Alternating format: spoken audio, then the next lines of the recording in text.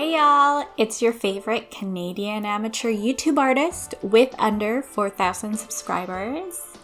I hope I'm your favorite at least, even if the only reason for that is I'm the only one that you follow that checks all those boxes, because I will take a win where I can get it. If you're new, hey, I'm Juli, and on this channel I talk about the highs and lows of art and life. I make homemade art supplies, and I thrift for arty things. Hey segue. Today we will be playing with some vintage colored pencils, specifically a set that I found at a random hole-in-the-wall thrift store a couple of years ago. One that you may or may not remember was featured in both my Thrifting for Art Supplies video and my Thrifted Art Supplies haul. Links in description. ASMR. I got into thrifting for clothes after I was hired to do front desk work for a community center. Previous to this, I was working at an animation studio in admin. And the thing about the CGI entertainment industry is that it's mostly filled with a bunch of nerds who love either anime, board games, D&D, or all three. That was my personal experience at least, though I was in the department that housed all of the software engineers, so my memory of it probably skewed a bit more nerdy than typical. Also, I don't want to generalize, I'm just saying that was my experience. We all had at least one of those three in common. Anyways, I was right at home. It was amazing. The dress code was non-existent.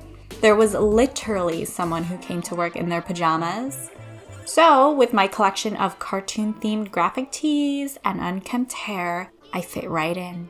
It wasn't until I switched over to work at a community center that I had to revamp my style, or lack thereof. This was in between a stint of unemployment, so I didn't have much in terms of savings. Let me tell you, during this time, Value Village came in clutch. Do the kids still say that? Let me know, Gen Zs. Keep me hip, please. Anyways, I spent about $50 Canadian and walked out with literally 10 full outfits. And for the first time in my life, I started to get compliments on my style. Then again, I was the youngest front desk worker by a long shot. And most of the compliments I got were from women that were my mom's age, but still, okay, it was flattering. After visiting thrift stores every so often to pick up new articles of clothing as I refined my style, I thought it would be really neat to look for secondhand vintage art supplies. I think I might have been subconsciously influenced by Super Ray Dizzle, the queen of art YouTube, and yes, that is an official title. Though before you blow up on me, we all know that Bailey J is the empress of art YouTube. They are both amazing in their own right.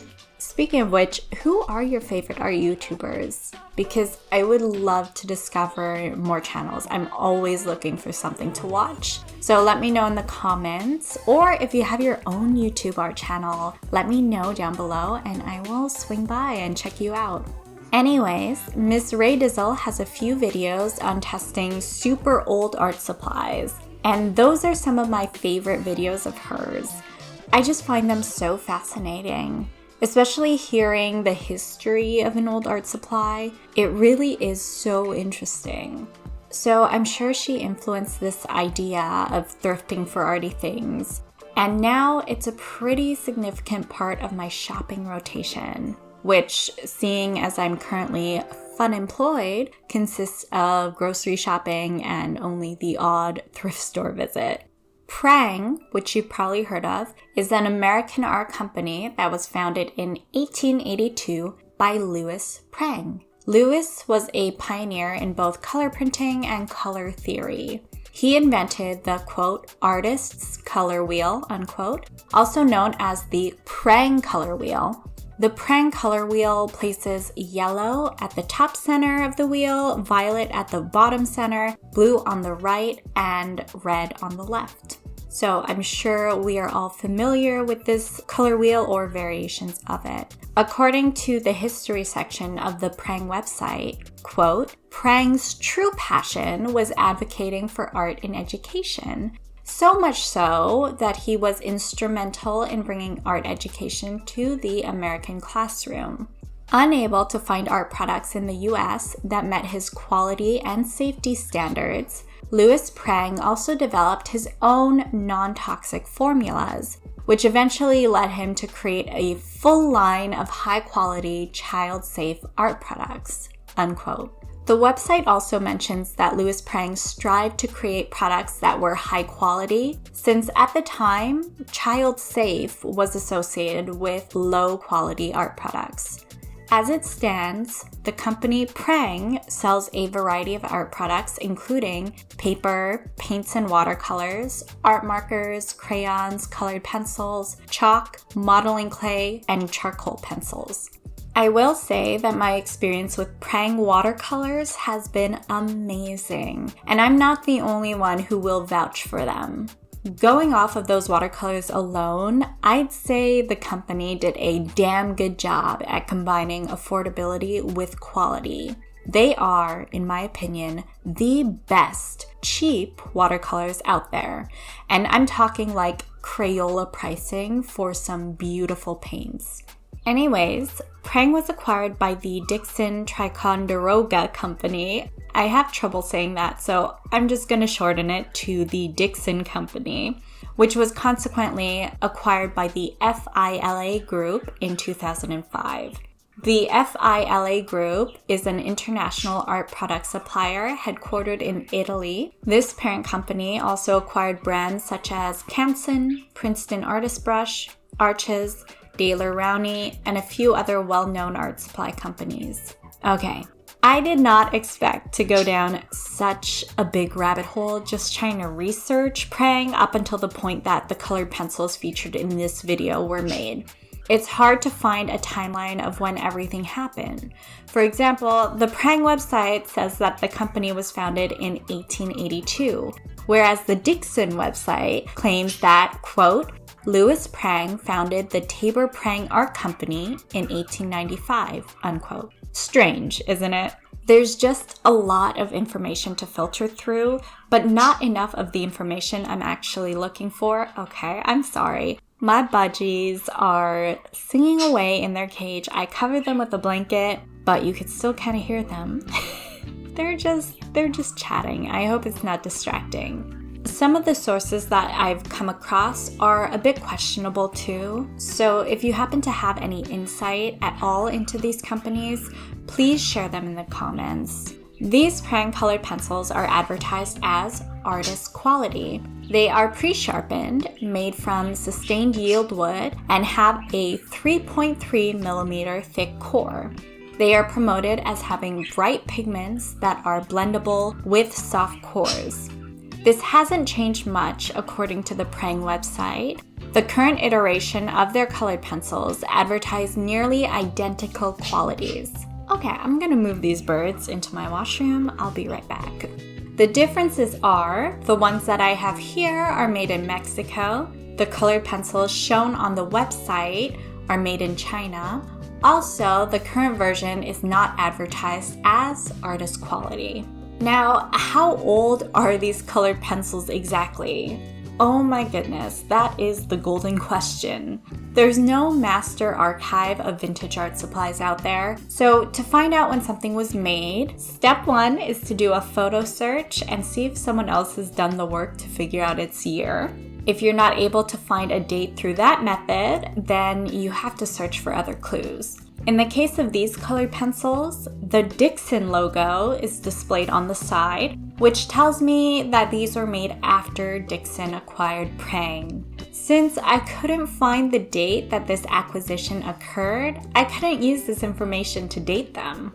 I did, however, find a list of Dixon headquarters on the side of the box, 3 of which no longer exist according to Google Maps, but out of those 3, I was only able to find information on their factory in Ontario, Canada, which closed down in July of 1990.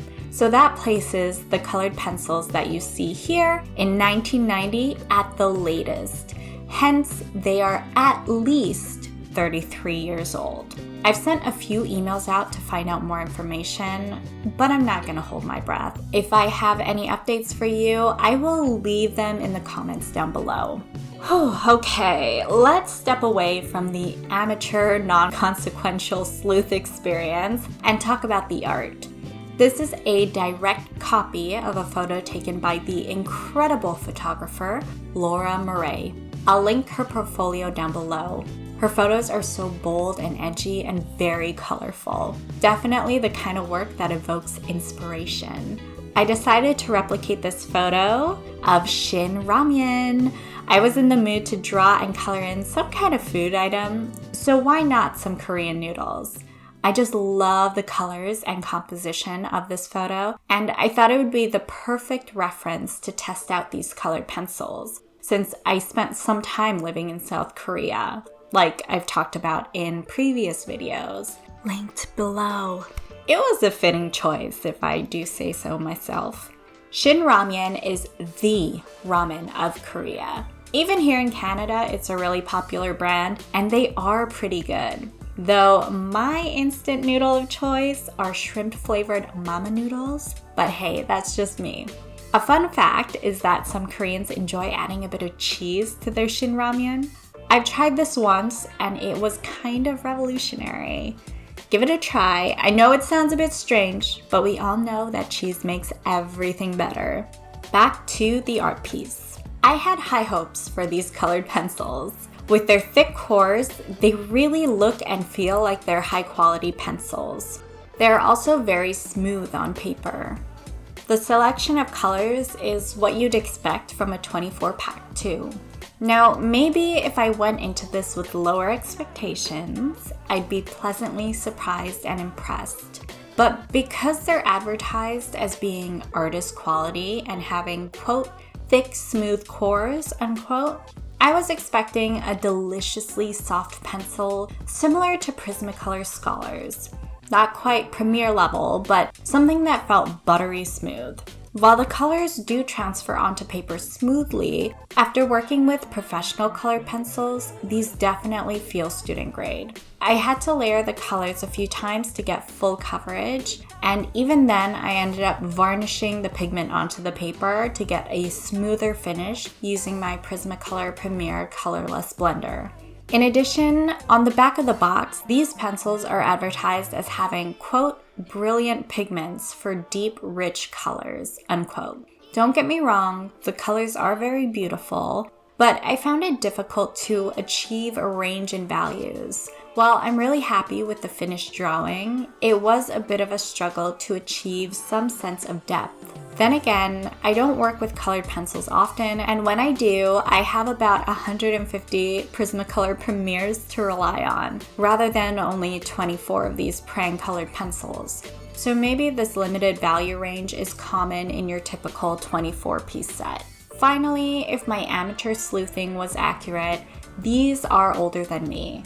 And I did notice some wax blooming on the tips of these colored pencils, so perhaps that affected how the pigment transferred onto paper. Wax blooming in colored pencils is the act of the wax binder separating from the pigment and rising to the surface of the pencil's core, causing a bit of a white cast. So that might have been a factor as well. Overall, I compare these colored pencils to, drumroll please, Crayolas. They have similar advertised features such as bold colors, thick soft leads, and smooth colors for mixing and blending. If I were given these pencils blindfolded, artist quality would not come to mind, but professional deemed art supplies have a wide range of features that place them in that category. Light fastness typically being one of them depending on the item, in that the colors remain constant over time without fading. Unfortunately, I don't know if these are light fast, but if they were, I'm sure it'd be written on the box. I think it's safe to assume that they are not. Thrifting for art supplies is something that I so genuinely enjoy doing. I've gotten back into it recently and will upload a video on what I found soon enough. I came across too many colored pencils, so it'll be interesting to find the years that they were all made. Also, interesting side note, the Canadiana colored pencils from the 1960s that I found have lead in them.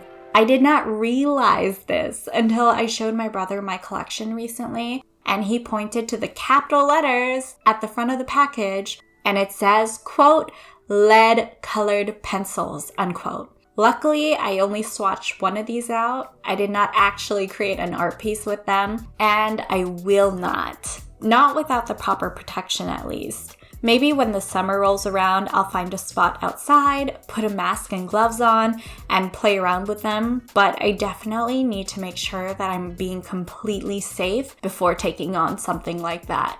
Okay, why does the fact that they're toxic make me want to use them even more? Like a big red button that says do not push. You're definitely gonna push that. Anyways, stay tuned for more thrifting for art supplies and testing out thrifted supplies videos. For the next video, testing out vintage art supplies, I might feature this pack of Pastello paper chalk or these Royal Talons oil pastels. I have a decent collection, so if you enjoyed this video, stay tuned for more like it. Thank you so much for watching. I truly hope you had fun with me today, and I hope you decide to stick around. If you do, subscribe, hit that bell, etc. And if you don't, thanks for dropping in, and good luck on your future endeavors. Until next time, stay creative and stay thrifty. That sounded a lot better in my head.